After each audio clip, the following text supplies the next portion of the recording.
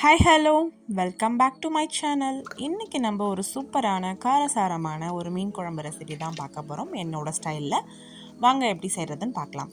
கடாயில் 2 ஸ்பூன் நல்லெண்ணெய், 2 ஸ்பூன் கடலெண்ணெய், இது நல்லா காஞ்சதுக்கப்புறம் கடுகு, வெந்தயம், ஜீரகம், அதுக்கப்புறம் சோம்பு இது எல்லாத்தையும் போட்டு தாளிச்சிட்டு பொரிஞ்சதுக்கப்புறம் 2 சைஸ் மீடியம் வெங்காயம், 10 சின்ன வெங்காயம் இது நல்லா மெலிசாக கட் பண்ணிவிட்டு அதை எண்ணெயில் போட்டுட்டு அதுக்கப்புறம் கொஞ்சம் கைப்பிடி அளவுக்கு உப்பு, இந்த வெங்காயம் வேகிற அளவுக்கு உப்பு போட்டுட்டு கொஞ்சம் கருவேப்பிலையும் போட்டுட்டு நல்லா வதக்கி விடுங்க.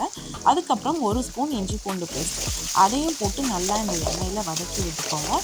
இஞ்சி பூண்டு பேஸ்ட் நல்லா வெங்காயத்தோடு வதங்கணும், இந்த கருவேப்பிலை எல்லாமே. அதுக்கப்புறம் 2 மீடியம் சைஸ் தக்காளி எடுத்துருக்கேன், அதையும் பொழுசாக நறுக்கி இந்த வெங்காயத்தோடு ஆட் பண்ணிக்கோங்க. எல்லாமே நல்லா மிக்ஸ் ஆகணும், இந்த எண்ணெயில் நல்லா வதங்கணும். அதுக்கப்புறம் ஒரு 1/4 டீஸ்பூன் மஞ்சள்தூள் இது எல்லாத்தையுமே போட்டு மஞ்சள்தூள் வாசனை போகிற வரைக்கும் நல்லா வதக்கிக்கோங்க. நல்லா பாருங்கள், எண்ணெயில் நல்லா வதங்கிடுச்சு. அதுக்கப்புறம் நல்லா வதங்கினதுக்கப்புறம் நான் புளி ஒரு லெமன் சைஸ் எடுத்து வச்சுருக்கேன், ஒரு 1/2 கேஜ் நான் மீனுக்காக.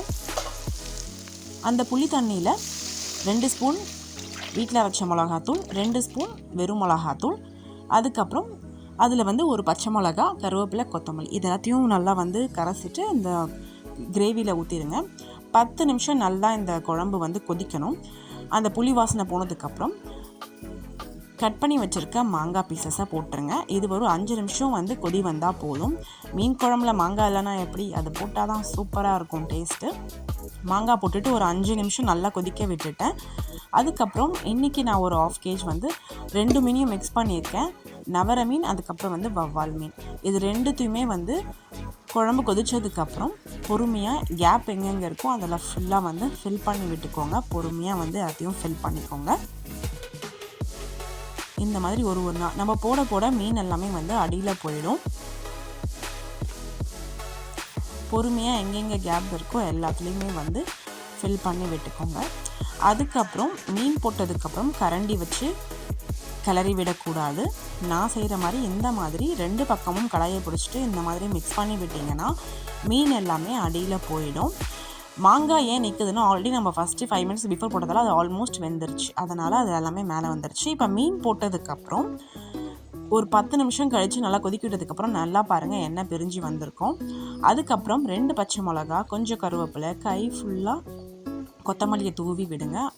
நல்ல காரசாரமான இந்த மீன் குழம்பு ரெடி. அதுக்கப்புறம் இப்போ நம்ம போட்டிருக்க மீனெல்லாம் எப்படி வெந்துருச்சு அப்படின்னு பார்த்திங்கன்னா, போட்டிருக்க மாங்காய், மீன் இது எல்லாமே வெந்ததுக்கப்புறம் நல்லா மேலே நிற்கும். இப்படி உங்களுக்கு பார்த்தா தெரியும். ஸோ ஆல்மோஸ்ட் குழம்பு ரெடி ஆகிடுச்சு. இந்த ஸ்டேஜில் நீங்கள் குழம்பு ஆஃப் பண்ணிடணும். மேக்ஸிமம் குழம்பு கொதிக்கிறதே ஒரு 1/2 ஹவருக்குள்ளே குழம்பு எல்லாமே ரெடி ஆகிடணும். இந்த காரசாரமான மீன் குழம்பை ஒயிட் ரைஸ் வச்சு சாப்பிட்டிங்கன்னா சூப்பராக இருக்கும் டேஸ்ட்டு. இட்லி, தோசை எல்லாத்துக்குமே சூப்பராக இருக்கும். ட்ரை பண்ணி பார்த்துட்டு கமெண்ட் பண்ணுங்கள். தேங்க்ஸ் ஃபார் வாட்சிங். தேங்க்யூ.